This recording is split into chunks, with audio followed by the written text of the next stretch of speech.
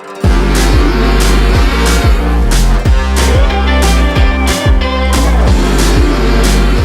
right, my Renowned fam, welcome back to the Renowned Leadership Podcast. I am your host, Stephen Morris, and as always, I'm so honored to be here with y'all. Thank you so much for tuning in. I have an amazing guest lined up for you today. He is Mr. Chris Chapman, and he's a young entrepreneur well on his way to reach his goal of positively impacting 1 million lives with his content he creates, with his podcast, and with his company. So I can't wait for you guys to hear him and just all the inspiration he's packing. So without further ado, everybody, here we go.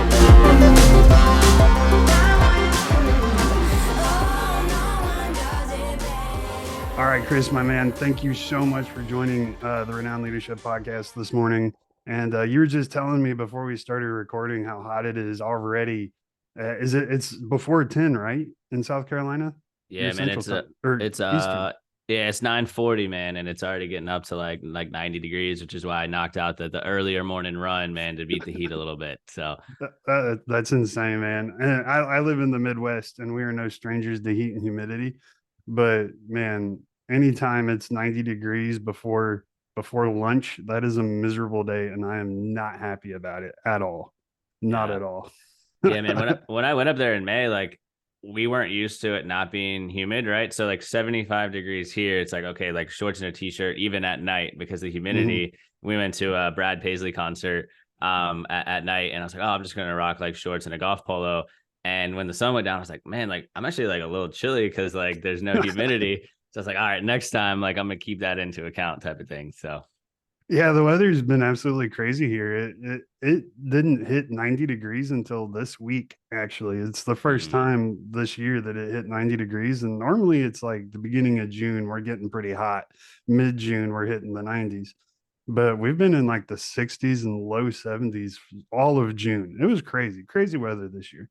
Yeah, man. Anyway, I digress. People didn't join to hear about the weather in South Carolina and Indiana. Go ahead and introduce yourself, Chris, and tell us what you got going on.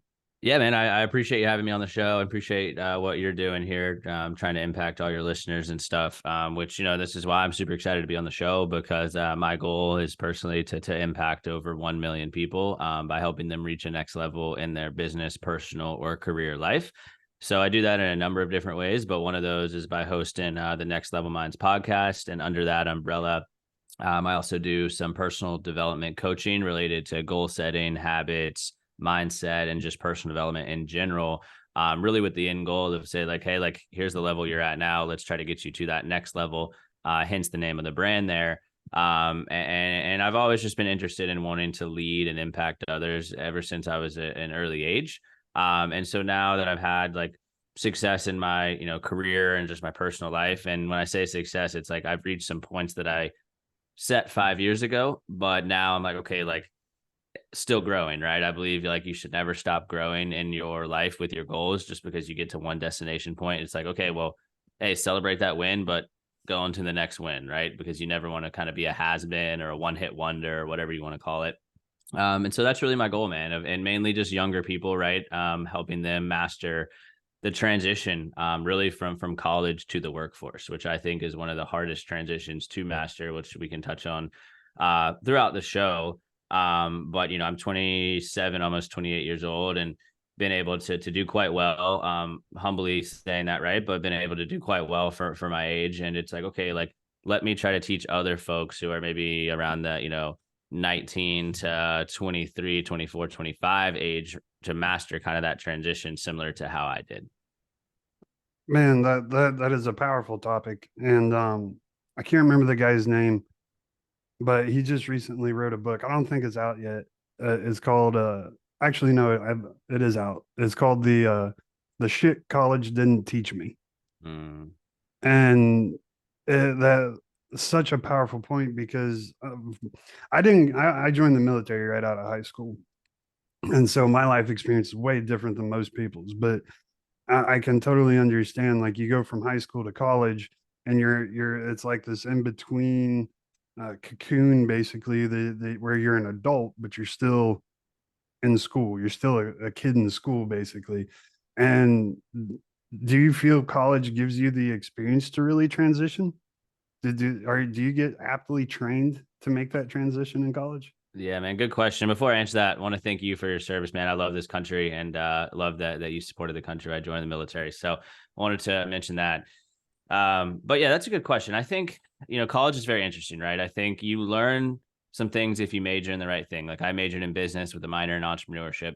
I did actually learn a good bit through some of those classes. A good chunk of them were, hey, I'm never going to use this again. But, I took intro to entrepreneurship. I took intro to finance. Like I took some stuff that you can use in your business one day. So I think depending on the major, it can help you. Also from a social aspect, I mean, I got very involved with fraternity, student ran clubs, nonprofits, right? So like I was meeting people all throughout the United States, learning the communication aspect of, hey, like I've never met anyone from Connecticut, like the completely different mindsets and styles than someone born and raised in the South. So, hey, like let's learn how to build a relationship with this person, right? I think that's something that you can do in college is building relationships with like different people from all walks of life. But I think where the big gap is let's just talk about maybe the traditional like 2023 in this case college student. Most of the time people aren't working through school, right? I worked a little bit my junior and senior year, but a lot of students, especially at some of these bigger schools, it's like, okay, like their parents may be paying their way, or maybe they get some work done over the summer. But during the school year, it's like, oh, I'll just go to class, do some homework, and then I have the rest of the day. So you don't really have like a set schedule. I mean, when I wasn't working at points during college, like go to class from like 9 to 11, maybe do an hour of homework, and then hit the pool or hang out with some friends from like 1 to you name it. And then you get to the workforce and you're like, well, dang, now I have like 8 to 5 completely blocked off. Now I'm having to like figure out how am I going to keep up with my physical health, my mental health, my spiritual health, my relationship health with my friends. And it just kind of becomes discombobulated because now instead of only having like 2 to 3 hours of work per day with classes and a little bit of homework, it's like, well, now I have 8 to 5 completely blocked off. I get home at 6. I got to make dinner. Oh man, it's 8 o'clock. I haven't gone to the gym. And then it's like, oh, wait. Now I got to manage my money. And it's like, oh, wait. Now I'm like behind. Like there's so much that can start to unravel. And so like my goal is saying like, hey, like let's build some structure around this, right? Like, and I think that's a hard transition for people. And you don't learn that in school because again, you have so much free time. Last thing I'll say is like sometimes in school, you'll have crazy weeks like finals week or exams, like where you are cranking out a lot of work. But I mean, traditionally, like I'd get done around 2 or 3 at the latest if it wasn't a busy week and really have the rest of the day open. Like if you want to grind in the workforce and move up, whether it's your business or a career, yeah, you're working a couple hours a day ain't going to do it. Right. But you can Right. get by doing that in college. So Oh, I totally relate to that because, starting my own business, like it's funny because people are like, yeah, I want to start my own business so I don't have to work as hard, in the long run. And it's like, bro, I work like 110 hours a week. Like I'm in the office at, 4 or 5 in the morning and I leave it at like 10 at night. mm, Like, and it's just because, and a lot of that's my own fault. It's a labor of love, but and I enjoy working. So I do it to myself and I'm not complaining. It's just, you're absolutely right. Whenever I can see, even though I never experienced that, I can totally see how that would be just such a culture shock and so demoralizing, stressful, even maybe like depression inducing situation when you go from all the free time in the world, because you're absolutely right. And a lot of the times when you work the 8 to 5, when you get home, you're so mentally drained. You might be physically have energy, but mentally you don't. And you just like, all I want to do is go to bed. And I totally can see how you might feel like your life is pointless or not pointless, but like over basically. Like I never get to enjoy anything ever again because. So how do you transition then? How do you find that balance? I don't even know what the balance is. Like how do you work towards that? yeah, that's a good question, man. I think a lot of things that I do to challenge, some of my clients, and when I say clients, right, these are young professionals coming out of school, is asking yourself 4 questions, right? So what do you want? This is the kind of the goals or the lifestyle or just the life in general that you're looking for. What do you want? Why do you want it? So for each of your goals, I'm like, okay, don't need to come up with some grandiose vision here for each one, but like have kind of a deeper meaning of why you actually want to make this money or achieve this physical goal or get a job here or build this business, whatever it is. Why do you want it? So what do you want? Why do you want it? What will it take you to get there? And these are the habits, routines, and behaviors that we work through to actually achieve the first question of what do you actually want? And then the last thing is what's holding me back from getting there, right? I think it's important to create kind of a to-do list of habits, routines, and behaviors, but also create a list of, hey, these are the things that are holding you back. Like, for example, let's take fitness, for example, because everyone can relate to that. Sounds like you and I are both into that landscape Mm-hmm. there. It's like, okay, like maybe you want to drop 10 pounds. What's holding me back? Well, man, I'm going out to eat 4 times a week. I'm drinking beers Thursday, Friday, Saturday. Those are some things maybe I should drop. Let's change the Thursday, Friday, Saturday beer drinking to maybe just starting to do like some liquor and water, right? Because it's lower calorie. Or, if you want to do better eating, it's like instead of 4 times a week, do 1 time a week, right? And so like those are kind of the not to do list. And I'm not an advocate most of the time to just like whatever bad habits, I'm not like just cut it cold turkey, because a lot of people will cut it cold turkey for like 2 weeks and then it'll Mm-hmm. just add it right back. I'm like, hey, let's kind of build these bad habits, like slowly drop them one by one by one, rather than just like, all right, stop going out to eat, stop drinking, stop eating this, stop doing this. It's like, all right, well, hey, let's cut the drinking back from 4 to 2 times a week, and then a month from now, let's drop it one more time. And that's if this is just fitness in this example, right? So Mm-hmm. that's kind of what I go about there is those 4 questions as like a big framework for it. Right, which all of that leads into personal development, which I know obviously you've already talked about how important personal development is to you and what you do for people.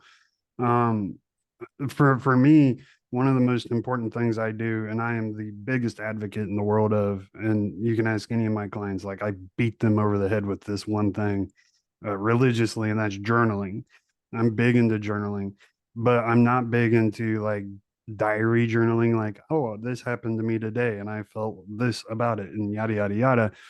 I'm more intentional about it. Like, I have a goal journal. I have, but the most important journal I have is my gratitude journal. Um, how important is gratitude and maintaining that positive perspective on life whenever you're trying to do work on yourself and work on that personal development? Dude, I love that you do that as well, man, because for me, it's of utmost importance. And the reason being is there's so much that life just throws at you, whether you're building a business or you're in a career or you're just trying to live in general. Like, dude, life is hard. You get thrown things every single day. And if you say that you don't, you're lying to yourself, right? So that's why I like gratitude, because what it does is it allows your mind to constantly and consistently look for the positive situation no matter what's happening throughout your day. So like my kind of system for this is every morning I write down, 3 things that I'm grateful for. Some of them are big, some are small, some are just average things, but I'm just writing down 3 things that I'm grateful for. And then before I go to bed, I do the same thing. So that's 6 things that I'm writing down in total every day.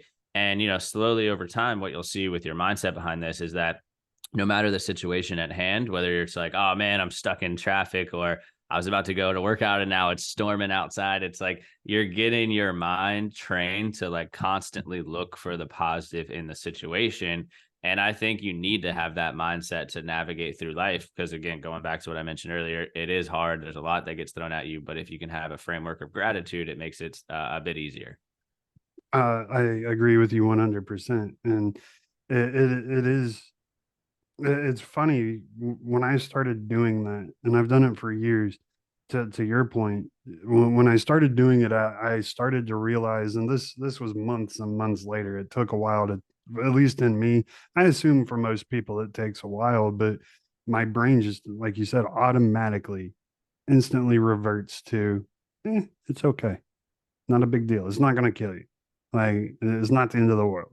Like, and then you start seeing the little, well, I didn't get to go run today because it's pouring and storming outside, but now I got to go run on a treadmill later, which is way easier on my knees, and my knees aren't going to hurt me the rest of the day. Yeah, So, right. So, I dude. mean, go ahead. No, man, I just like I had a thought that I wanted to share on something you build off of that. It's like when the hard times come, you can even take it a step further with the gratitude of saying like, I'm gonna look for the positive in this, but also it's like, I'm gonna look for how this can shape me into a better version of myself, because like diamonds are made under pressure and discomfort, right? And like that's how you grow as a person as well. So like when hard stuff happens, it's like, ah, man, this sucks. Like I will admit this sucks, but I'm gonna embrace the suck and I'm gonna say like, you know what, I'm gonna come out a better version of myself after this particular challenge or situation. Absolutely. I agree. And I love your analogy because one of the most indestructible substances on the planet are diamonds, right? Mm. But it takes immense amount of pressure to create them.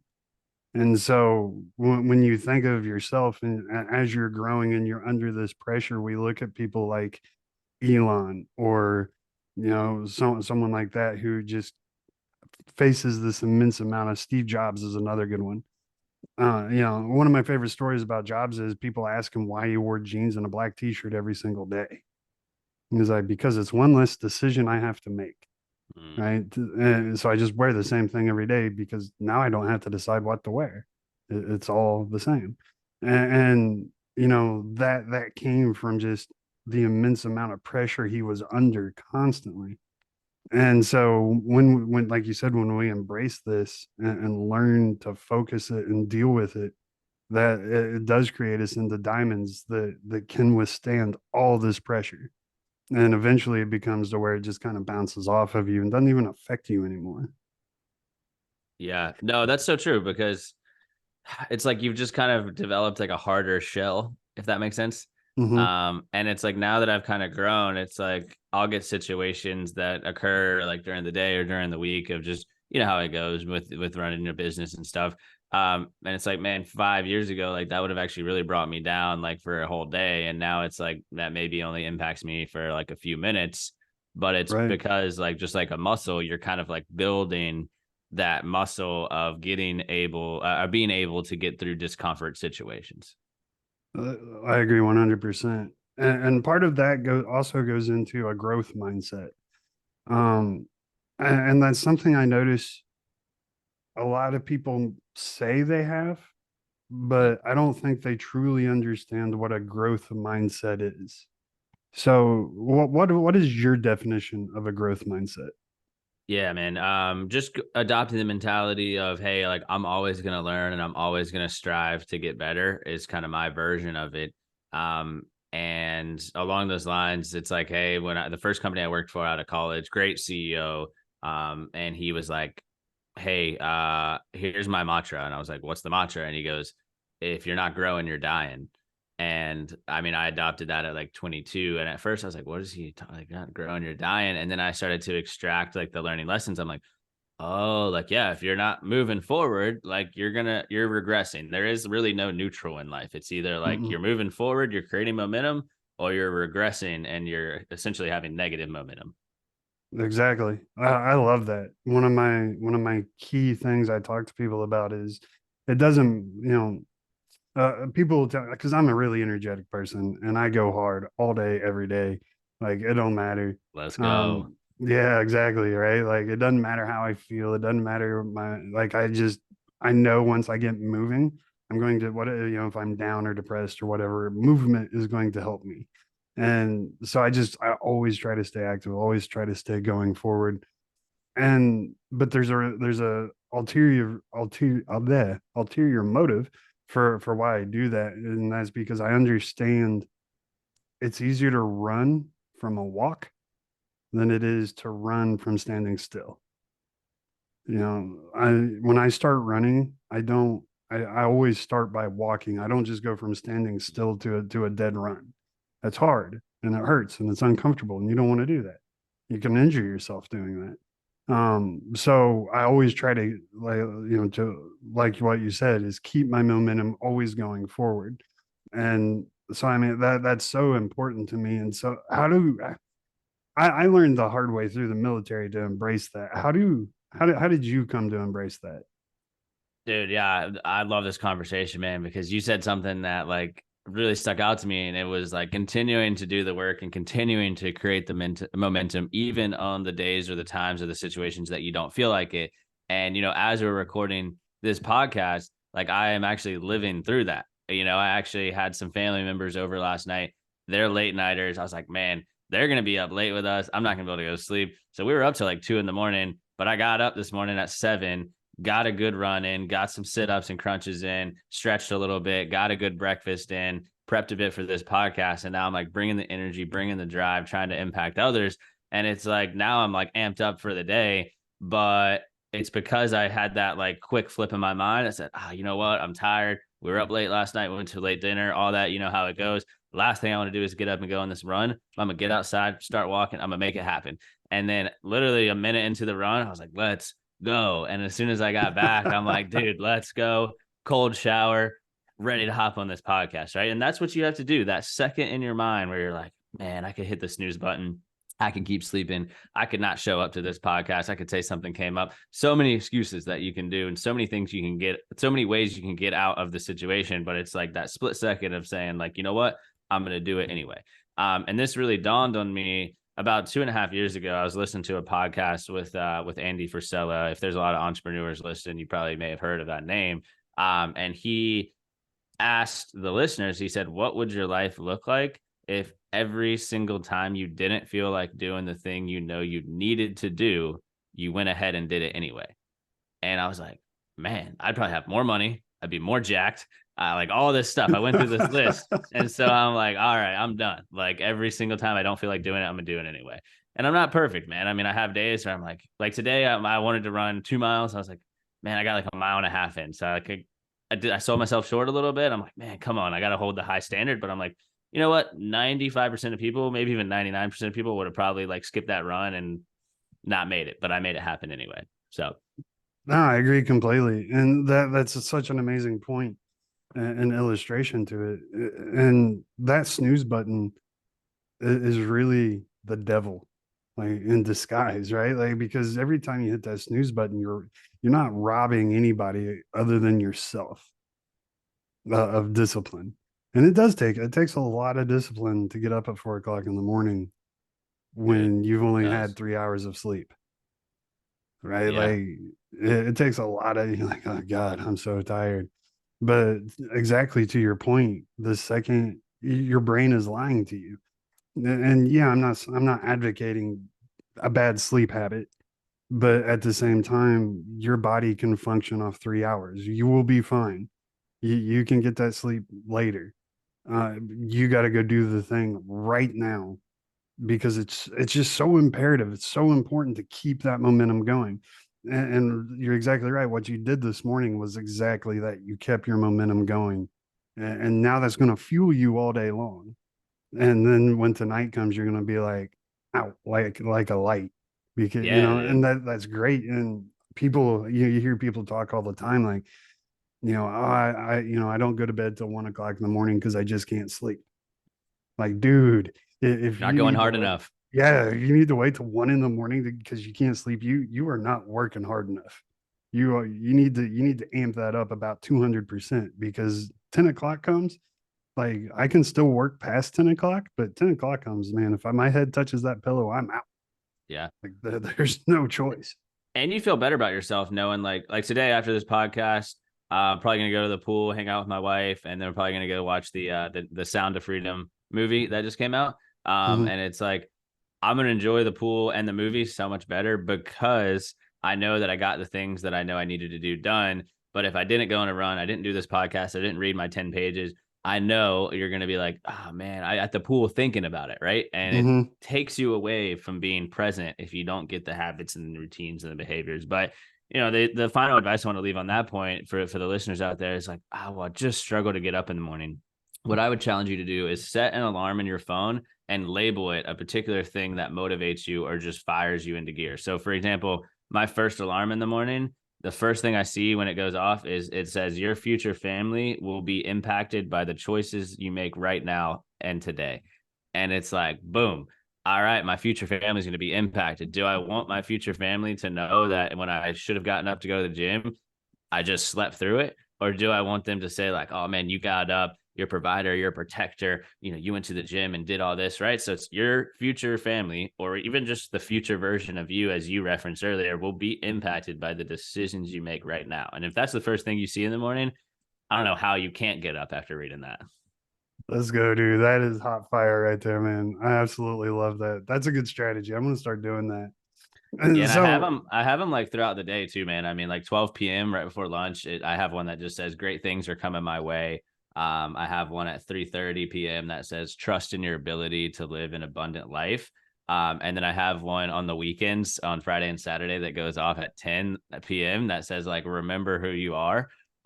Just because like, if you're out and about with some friends, it's like, okay, like I'm a leader. I'm somebody who impacts others. Like I shouldn't be out, drinking till 1 a.m, right? And so that's just kind of a reference check for me to say, like, all right, like remember who you are. You're somebody who's like committed to impacting others.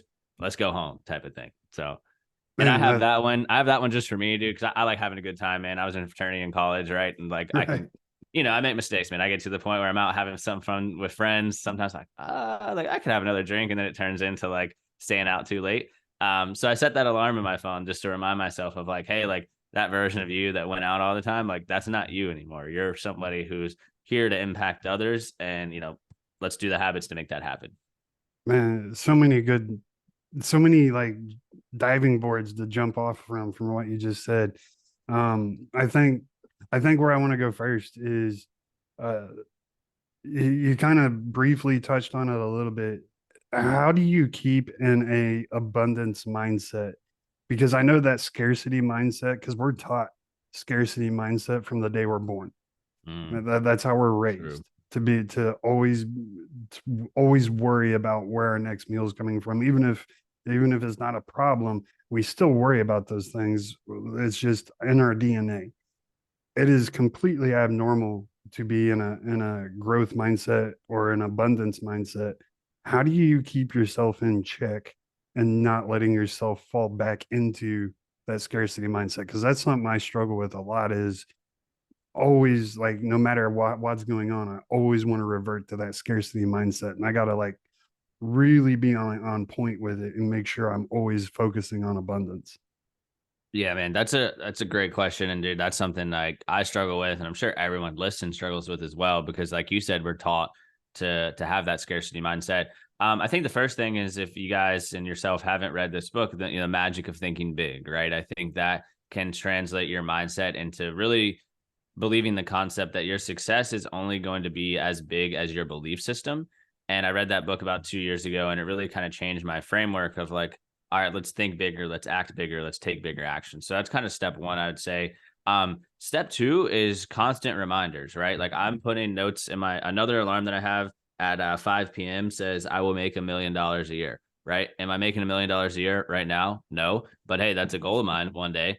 And so I'm constantly reminding myself that that is possible, right? 5 years ago, I thought like the goal was retiring with million and you were freaking rich. And then I started meeting people that were clearing millions of dollars a year, having, 6-figure months, whether it was running their own company or even like high level sales professionals that were having 6-figure months. And I'm like, wait, you guys are making $1 million a year?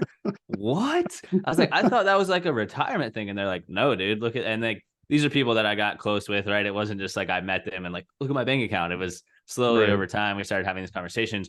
And so that kind of leads me into step three of like, start surrounding yourself with just some freaking winners, dude. Some people That's that so are good. crushing it in life, and they're going to expand your way of thinking. And then you're going to get to the point where you're like, so what's your story, dude? And they're like, oh, grew up here, did this, did this. And you're like, wait, and you were able to do this, right? And then it starts to expand like, well, this guy can do it or this girl can do it. Hell, I can freaking do it too. Let's go make it happen. And Right, then the last man. thing, Ed Milet talks about this. I just listened to a podcast about this, but he said you have to go touch your dreams. And he basically says when he first started out in business, he would save up some money and go stay at the Ritz Carlton for a night, or he would go rent a really nice car, or when he got a little bit more successful, he'd go rent maybe an hour on a private jet, right? And he talks about like you have to go touch your dreams. And so that's something that has helped me expand my thinking. I grew up very middle class, but now I'll go do that as well. Like I'll save up some money, we'll stay at a really nice hotel, or we'll go to a really nice dinner, or we'll go to like a really nice cocktail bar in a very like rich area of town, see the nice cars, see the people dressed, and you're like, all right, let's get into this mindset that like I can do this too. All right, everybody, I just want to interrupt the podcast really, really quick and take a minute to tell you all about the brand new Renown coaching system. This is a system I've personally designed and put a lot of thought and effort and love into.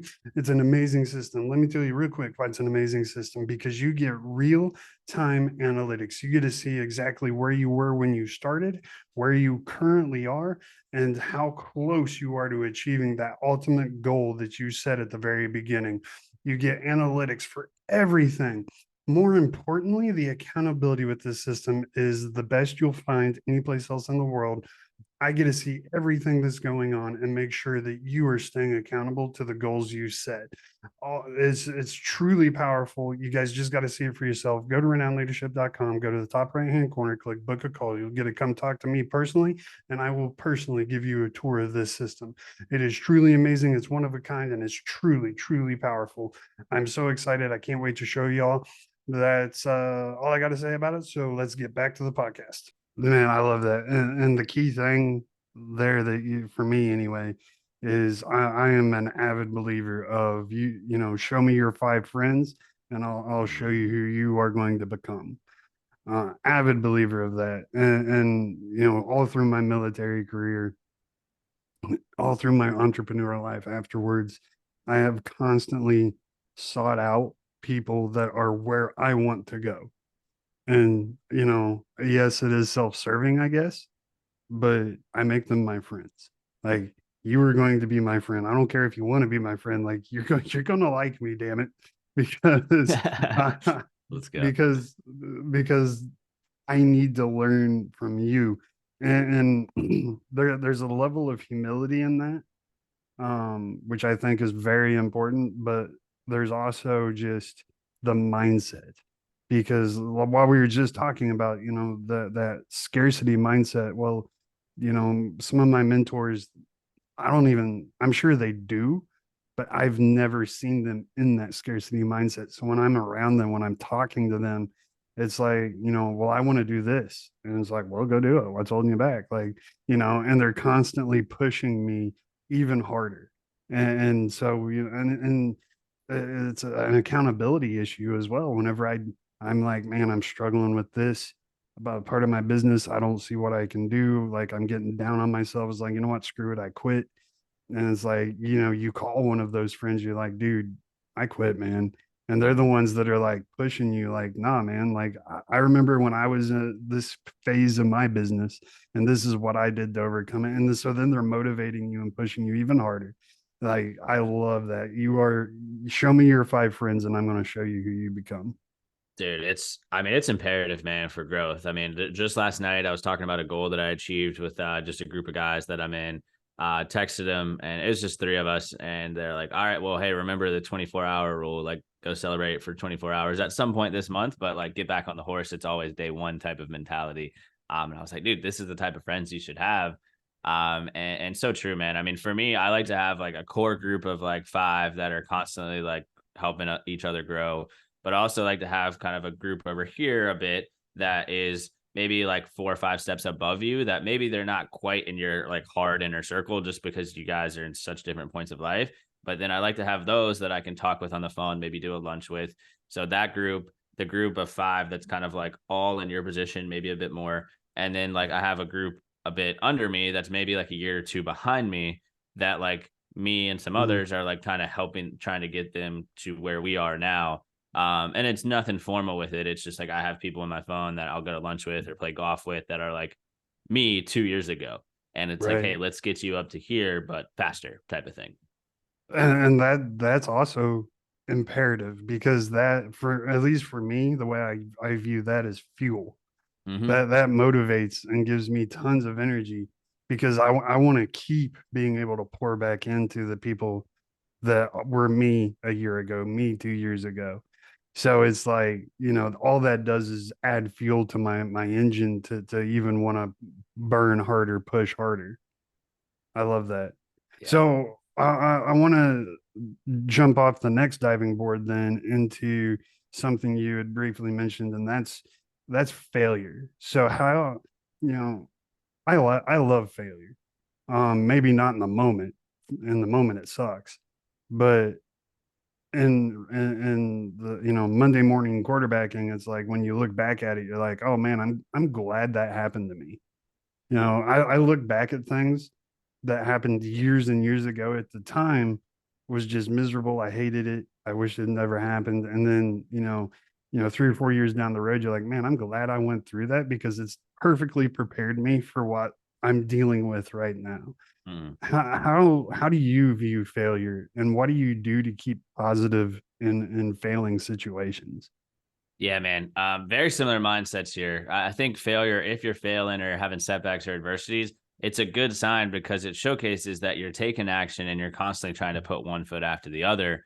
And so I think that's a good mindset to have around it and know that it's really unavoidable, these failures or setbacks or adversities. Really, the first thing I like to do when a failure happens is say, like, okay, what are the learning lessons behind this failure that I can extract and take into another area of my life or another situation? Two, I like to say, like, what could I have done differently, maybe to have avoided this failure or setback? And then the third thing I like to ask myself is, how can I redirect this emotional feeling of frustration or anger or sadness, whatever the emotional feeling is for you when that happens? How can I redirect this into positive energy, into something that's actually going to help me become better in my business, my career, or my personal life? And the key there is, I want anyone hearing this to take away this one point. Like, if you take anything else, that's great, but this one point is paramount. Is you're asking yourself questions. Mm-hmm. I feel like we don't ask ourselves questions enough. Why? What? The what is it? The five W's: who, what, when, where, and why.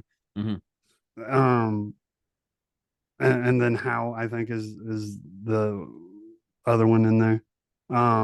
So I mean, asking yourself those questions is paramount, because if you don't ask yourself questions, you're never going to learn, right? And I feel like not asking yourself questions, how did this happen to me? Like, why did this happen to me? All those questions, if you don't ask those, that's going to put you in a victim mentality, and there is nothing good that comes from a victim mindset. Dude, nothing at all, man. It's either like you can be a victim or victor, right? Right. And I love um that. Yeah. and the victim mentality never served anybody. In fact, most people don't really like people who are victims because like all they do is complain all the time and they're Right. negative energy. So totally agree with you, man. But yeah, victim or victor is kind of the two different mindsets you should have there, but on the victor side, of course. Right. Absolutely. It's so important. It's so imperative. And so we're gonna shift a little bit here, because another thing I hear all the time is, I would start my own business, but I don't have time. I work 60 hours a week at my job, and I just don't have time to have a side hustle. I don't have time to, or I don't have the resources just to quit my job and start my own business. But you are the perfect example, because you're exactly like me. How I started it is, working that full-time career, that full-time job, with something that I was passionate about on the side, with this podcast, that turns into something else and eventually grows as you keep pouring into it. Well, how do you deal with people when they're like, I would like to do that, but I don't have the time of day. I have kids, I have a career, I have a wife, I have all these responsibilities. I just can't fit that into my schedule. Yeah, I mean, the first thing I always ask people to do is set a time audit of yourself. So for a week straight, kind of audit like what you're doing at all hours of the day, and it does take some time to do that. But what you'll find is like, man, I spent an hour and a half watching TV. I spent an hour on Instagram. I spent 30 minutes on Facebook. I spent 45 minutes FaceTiming this random family member that I haven't talked to in forever that I could have just done on a Saturday, right? It's just random stuff comes out through a week. And then I've done this with some people and they're like, dude, I have like 10 hours or 15 hours or 20 hours of time that I can allocate now. And they're like generally excited about it. And so like for both my wife and I, like we don't watch TV during the week. We don't go out during the week. It's like really all grind during the week. And it's like we've just kind of like had this for so many years now because we have so much going on. And people have asked us like, dude, like what do you do like during the weekday in the evening? Like you don't watch TV, and it's like, no, dude, I don't have time. Like I'm building, right? And Right. so I think the first thing I ask people to do is like a time audit, and then say, okay, like where can I allocate all of these time blocks that aren't moving the needle forward?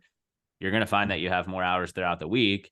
And then the second thing is just like living and dying by the calendar. So like during the week, I have the work calendar, 8 to 5, all that stuff. And then I have from 6 p.m. to roughly about 9:30 blocked off with different time blocks. So it could be dinner, it could be, a podcast, it could be a coaching session, it could all these different things. And so like on Sunday, I map out my week. I'm like, what do I have going on from 8 to 5? And then from 6 to 9:30, Monday through Thursday, let's block off time chunks. And then I'll put like podcast time, 6 to 7:30. And then in that calendar invite, I'm putting a list of things that I need to do during that hour and a half time block. So reach out to 10 guests, prep for so-and-so episode, like just things throughout the calendar invite there. So you got to live and die by the calendar, but plan that on Sunday. So, on Monday, exactly what your week is going to look like. I love that. That is exactly how I do it. And time blocking is so important for me because I have diagnosed ADHD. Me too. I do not take medication for it. Yeah. I refuse. Thank God for my mom who refused to put me on ADHD medication when I was a kid. And she just taught me to learn to deal with it. And that's one of the most valuable lessons. Um, and I don't want to get off on this tangent, but ultimately, what the years have taught me is it's not a crippling disability; it's a superpower. If I learn to channel it in the right way, and one of the ways I channel it is time blocking. Mm. So important to know exactly what I'm doing, and not. And one of the things I do in my time blocking is I put in the notes what the end result is. Mm. Just a few words, but for me that's motivation of, okay, I'm doing this because the end picture, because it's hard to see the end picture a lot of times when we're in the moment. So a lot of times I just like, this is what the end picture is. I read what I'm supposed to be doing. This is the end picture. Perfect. Now I have the whole vision. I'm motivated. Let's go crush this thing. Time blocking is so important. Have you ever read the book, what is it, a 12-week calendar, I think? No, I don't think so. No. It's basically, it's about time blocking, Nice. and it's about planning.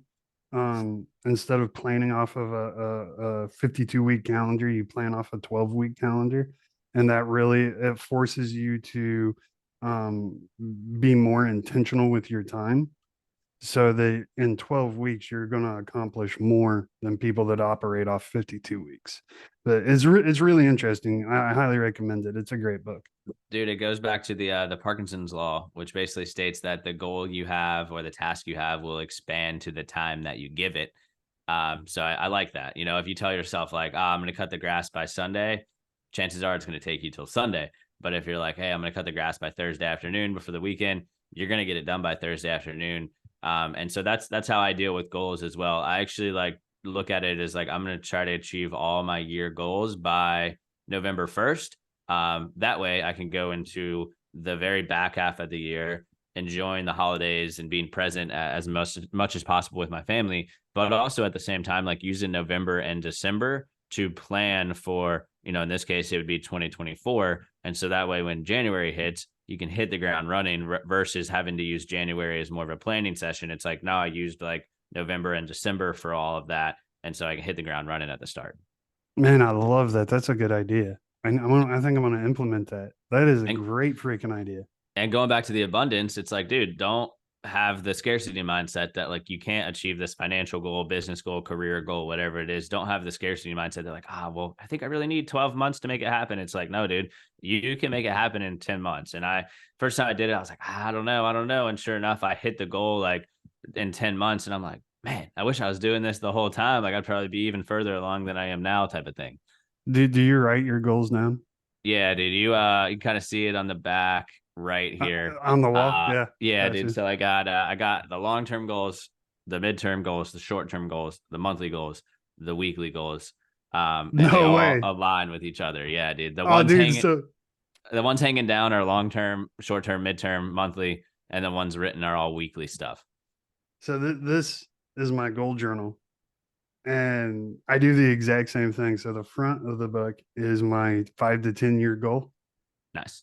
and then the middle of the book is my year goal, and my year goal aligns with my 5 to 10 year goal. So it's basically, what do I need with, like, under my, so we'll say in 5 years I want my company to net $7.5 million a year. All right, that's where I want to be financially with my company in 5 years. So it's like, okay, how do I get there? So I need to break down my yearly goal in those 5 year increments, right? So I write down those 5 increments that I need to meet. It's like, okay, so I'm on step one of this. So then I go to my year with the back where it's the monthly for the year. And it's like, okay, so each month I need to work on these things for the year. And then that feeds my weekly, which feeds my daily to do. Yes. Yes, dude. And so It's that's keeping everything. It's like a GPS for life. dude, you nailed it. That's it. You dude, and that man, that's the thing I tell people. I'm sure you do too. It's like, well, I'm just not really guiding or making any progress towards my goals. And it's like, well, dude, just do what Steven and I just said, man, of having that system in place to make sure that the daily, weekly, monthly, yearly, they all align with each other. And yeah, man, I have a similar goal. I'm 27 right now, but my goal is to have $1 million net worth by 30. And so every day I'm kind of tracking that of like, okay, like yearly, what do I need to do? Monthly, what do I need to do? And this isn't just like financial stuff of saving money. It's like, okay, like what do I need to do from a habit and behavior perspective to like continue to make more Right. money so that I can get to that goal faster? I think that's the biggest struggle that people have when it comes to financial goals is like they always adopt the mindset of like, how can I save money or cut spending here? But they never really spend time asking themselves or figuring out strategies of how they can actually make more money. And that's an even more important part of the equation. Of course, like live below your means and cut spending and do that.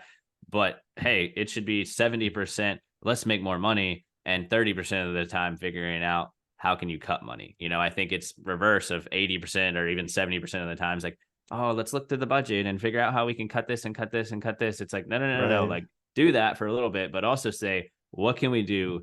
How can I do it? What strategies can I implement to make more money so that I can actually like continue to have fun in life and not have to like struggle. And like Dave Ramsey talks about, like you need to eat rice and beans. It's like, okay, maybe that works for some people, but it's like, how about you continue to make, more money every single year so that you don't have to do that? Right. Oh yeah, I absolutely love that. And you're so right. And I feel like people's biggest problem is that, like, New Year's resolution. I absolutely hate New Year's resolutions. I think they're dumb. They don't work. And I don't know why people still do it, because they know it doesn't work. Like, how have you not learned? Like, you're 40 years old and you've been setting New Year's resolutions since you were 20. So you have 2 decades of experience knowing that a New Year's resolution isn't going to help you. Right. So stop it and learn, figure out why your system is broken. It's because you don't have any clarity in your system. And that's what you and I are talking about. That's why they work so well, is because you and I have perfect clarity on what needs to happen. We know what habits we need to track. We know what habits we need to implement. We know what side hustles we need to implement. We know all these things. How many guests I need to have on my podcast this year, like how many downloads I need to have. Like, okay, I'm not getting enough downloads. So what do I need to improve on or change so I can increase my downloads? It's all analytics, and it's all becomes a picture, like I said, a GPS, when you have perfect clarity by breaking it down step by step. If you just say, I'm going to lose 40 pounds this year, there's no clarity in that. Hmm. How are you going to lose 40 pounds? Do you even need to lose 40 pounds? Right? Maybe 40 is too much. Hmm. Maybe you need to lose more. Like, so I mean, there's no clarity in just setting a goal. You have to break it down piece by piece and understand the who, what, when, where, why, and how. Like, you got to understand all that before you can even think to start making progress. Otherwise, you're just going to get frustrated and you're going to quit. Yeah. And dude, one thing you mentioned there that really, really stuck out to me and I thought would be very impactful for the listeners to know is clarity. The 40 pounds example, it's like I think a lot of people make goals because maybe their friend did something similar or they got a suggestion from somebody, when it's like maybe that isn't really what they need or want, frankly, right? Maybe it's 20 Mm-hmm. pounds, maybe it's 10 pounds, maybe it's 50 pounds, right? And so that's why I think you and I are both harping on the point so much of like figure out what you want and why you actually want it. Your goals should be different than your friends, right? And maybe you should have Yeah. similar things, but like just because your buddy wants to make, $500,000 this year doesn't mean that you have to make $500,000 this year. Maybe you're not equipped from a skill set, strength, and just mindset perspective to even get close to that number yet. Maybe you have to start at like 200 and then get up to 3 and then get up to 4. I think a lot of people are like, well, my buddy made a goal to make $500,000 in his business this year. Like, I'm going to do that too. And it's like, Right. well, this person may be a year or two ahead of you. Like, think about that. Oh, dude, that is such a good point. I didn't even think about talking about that, but yeah, because where I'm at in my life is way different from where you're at in your life, and it is completely unlogical, non-logical to even try to compare our lives. Yeah. We may have similar interests and ultimately have, you know, towards the end of our life where we want to be, that could be completely aligned with each other. But where we're at dictates completely what we're working on because it's constant self growth. And if you're, like you said in the very beginning, if you're not growing, you're dying. Dude, and I love that you mentioned that, dude, because something I struggled with, like, especially when I first started out when I was like 23, 24, 25 years old, is like I had a lot of people in my network who were 35, 45, 50 years old, still do. And I would be talking to my girlfriend at the time, now wife, and I'd be like, oh man, like they have this, and they have this, and this car, and this house, and this. And I was always like complaining, like, why don't I have that? And then she was like, they're 50 years old. They've had 25 years more of experience on you with, and it's not just experience, it's like the failures, the adversities, the punches in the face that have forged them and created them into this life that they have now. And it's like, shit, if you think about that, it's like, I have a lot of time on my side, right? And I think for the comparison trap, I think it's important to have a healthy comparison, but like do it in a way that actually makes sense. So like I'm constantly comparing myself in a healthy way to other 27 and 28-year-olds and saying like, okay, how can we all get better? Oh, you have this, like, oh, that's actually attainable for me. Versus in the past, when I first started out, I was comparing myself to people again that had 25 years of experience on me, and it's just too much of a delta gap there where it just doesn't make Right. any logical sense to do that. And rather than the comparing yourself to those people with that 25 years of experience, rather the mindset should be, what did they do to get to where they're at? Because that's where I want that house, I want that car, I Mm, want that relationship, I want that marriage. Whatever your motivation is, how did I get, or how did they get there? What can I learn from them so I don't have to get punched in the face for that? Because you're going to take your own punches to the face. So if you can learn from my punches and what I did wrong, then that's just something you can avoid completely. Learn from my mistake, and that's less damage you're having to take in your journey. So I mean, those that's the mindset you should have. Those are the questions you should be asking rather than what, why don't I have what they have? Well, and comparing yourself. And you're absolutely right to the healthy comparison of, okay, so what is this person doing compared to what I'm doing? What are their results compared to my results? Rather than, because then you're looking at it from an analytical standpoint of, can I improve or can I help them improve? mm. And that, which again, like when you're helping other people, that's just adding fuel to your fire. Like, yes, you're helping them, but ultimately you're helping yourself when you help other people. And that's what I believe anyway. So, real quick, and we're running out of time. I just really want to touch on this because it's so freaking impressive. In your email, you told me that you have a 40% close rate in sales. That That is is true. insane. That is insane. That's I almost want to call bullshit. Like, that is so insanely high. How do you do that? Yeah, man. Through a lot of failure and adversities, brother. When I first started out in the sales world, that's what I do from a background perspective to the listeners. That's what I do in the 8 to 5 outside of coaching others.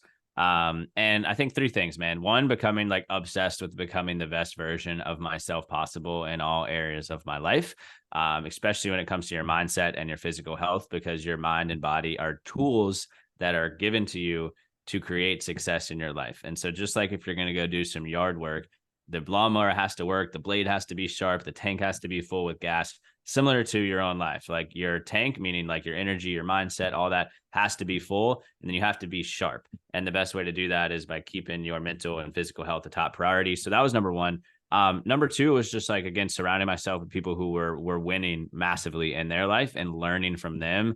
And a sub point of that is also like learning from books, from podcasts, from courses. Like I would block off a good 30 to 45 minutes a week. And I still do this, even sometimes more, where I say, all right, I'm going to read at this time. I'm going to take some notes. I'm going to watch a sales video. I'm going to hop on like a coaching call with somebody who could help me out. And I have that baked into my weekly routine to do that at least 1 or 2 times. And then I'd say the third thing is just with your accounts, no matter what you're selling, I always challenge people to go deeper rather than wider.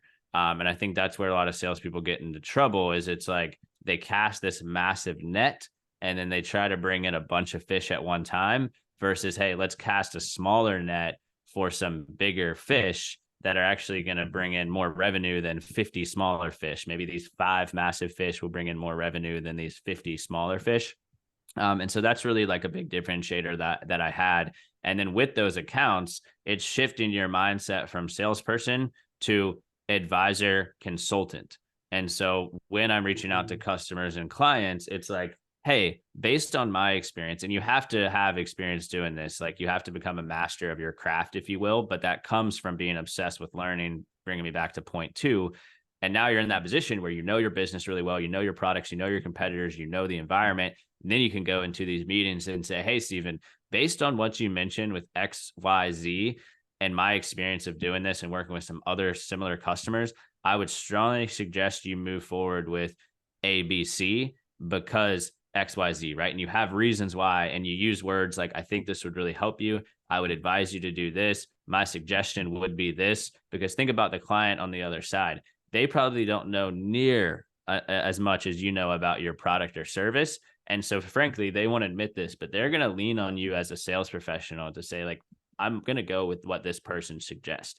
And Because you're the so expert. because you're the expert. And so you need to start stepping into that mentality of let me truly help and consult and advise you, dude. I mean, I went to GNC the other day. I needed some new vitamins. I walked in and I said, hey, man, my goals are to have more energy. I've been hitting the gym a little bit more, so I want to help with my recovery. What would you suggest? And I leaned on him and he's like, oh, yeah, I would suggest some amino acids. I would suggest some BCAAs and I would suggest, this multivitamin with some extra B12 in it. And I was like, cool, I trust you. Let's move forward. Have that same mindset when it comes to sales. Dude, I love that so much. And I've never thought of it that way. And it's funny because that's actually something I struggled with really hard in the beginning is with sales because I was a soldier, dude, for 16 years. Like, you don't learn how to sell things when you're in the army. No. Like, so then I'm starting my own business and it's like, I'm not a salesman. And all my mentors are like, yeah, you kind of are. Like, yes, you're not selling vacuum cleaners, but you're selling yourself, which Mm-hmm. is even harder to do than selling a product. Mm. And like, so you got to sell yourself. And that's, so I love the fact like that is a great mindset shift that I'm challenging myself now. Like I gotta stop thinking of myself as I'm selling my consulting and my coaching rather than I'm advising, I'm consulting. Like this is what you need because I am the expert. And man, that's so powerful. I love that. Dude, yeah, man, I'm glad that you're doing that. And the last thing I'll say on that is don't be afraid to ask for the yes. And so when I close out a pitch, I say, hey, on a scale, and most of it's done for me virtually over Zoom. But I'll say, hey, based on a scale of 1 to 10, 1 being shut this computer right now, never want to talk to you again, and 10 being let's move forward, send me a contract. where do you lie on that scale? And everyone starts laughing. They're like, that's pretty fun. Cause you're basically saying like, is this a hell no or a hell yes, basically. Right. And so I say that, and a lot of times people are like I'm gonna go with a 5. And then you'll be like, okay, you said 5. What can we do, or how can we get you to a 10? And then they basically tell you all of their reservations. Man, the price is a little high. The budget was already set. I don't really see the value. Like, they're going to tell you what's holding them back from a 10. And then you just use that objection or that reservation and go deep on that. Oh, you mentioned the budget was a bit maxed out. Well, hey, like, what if we could provide this for, a split payment plan or a discount? Oh, you mentioned you don't see the value. Well, what areas do you not see the value in? As mentioned, you would benefit from this because XYZ. And then you just slowly start peeling back their objections. And then after that, you say, like, have we got you to a 10 yet? And then you'd be surprised. A lot of them are like, yeah, like, actually, thanks for clearing that up. Like, let's go ahead and move forward. And you're like, bingo, let's go. That is so important. So if anyone that's in sales, it's deadly important that you hear that, because absolutely 100%. If you never ask for the yes, you're never going to get it. Yeah. They're never going to voluntarily give you the yes. At least in my experience, you have to ask. And I really like your approach. I might try to practice and implement that, because that's pretty cool. But whenever you ask for that yes, and the way you're doing is you're instantly creating clarity for yourself, because what stands between a yes and a no is clarity for the buyer. If Mm-hmm. the buyer doesn't see the value, if the buyer doesn't have clarity, they're not going to buy. You need to have clarity on what their reservations are, so that you can go back and apply the value on where you miss the mark. Maybe it is too expensive. All right. Well, if it's too expensive, again, you haven't built the value. So it's like, okay, so let me go back and rebuild this. So, like, it's just a constant circle of staying focused on providing as much clarity for them, so and that's ultimately what gets them to the yes, right? Dude, yes. And keep asking questions, man. Like, that's the thing, man. Sales is really 80% asking questions, 20% listening. I had a pest control, like, door-to-door sales guy come to my door the other day, and I actually love answering those, because I'm like, okay, like, let me judge this sale to see like how it does compared to like my sales and my business. And he was a nice kid, man, but he just didn't have it. He knocked on the door, introduced himself, and then immediately went into his pitch. Hey, blah, blah, pest control, da, da, da, da, da. And then he said, we can do this, and we can get somebody out here today, and we can have this upfront cost. What are your thoughts? And it was like a 5-minute thing. And I was like, dude, I already have a pest control guy. They've been here for 2 years. I have a great rate. Love the guy that does it. And he's like, oh, okay. And just walked away. But I feel like if he opened the door, I opened the door and he said, hey, man, I'm so-and-so with this pest control company. I'm sure you have a pest control company already established, but just curious, are you experiencing any challenges with them? Do you have any things that you wish you could change? And like, try to find that pain point. And I actually may have said a couple of things. And then he said, hey, well, I understand you have this challenge and this pain point with this current pest control provider. Here's actually how we could come in and help solve some of those pain points. And anyway, like, what budget do you have in place for this? Oh, I spend $80 every 2 months. Okay, well, hey, ours is 90, but if you could sign today, like, what if we could get you in at about $75 every 2 months, and we'll waive the initiation for you? I'd be like, dude, let's go. Saving $5. You solve some of these challenges. Where do I sign? Right. And it would have been more of like a 10-15 minute conversation, right? But like, I hope you guys can get the point of like asking questions, providing an answer, asking questions, providing an answer, and just trying to extract as much data from the customer as you can, so that you can actually provide a truly advisable solution to what they're dealing with. Right. And I think you did, well, I know you did something that I don't even think you realized you did.